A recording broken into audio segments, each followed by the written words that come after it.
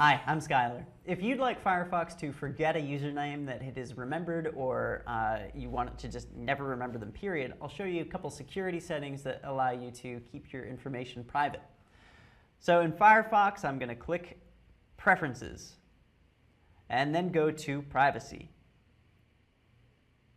Got a few options here, like History. You'll see a menu. By default, it's set to Remember History. Click it, and then click Use Custom Settings for History. Remember Search and Form History. If you uncheck that, it will no longer ask to autofill forms. That may be what you're looking for. If you go to Security, you'll see some options related to passwords and usernames.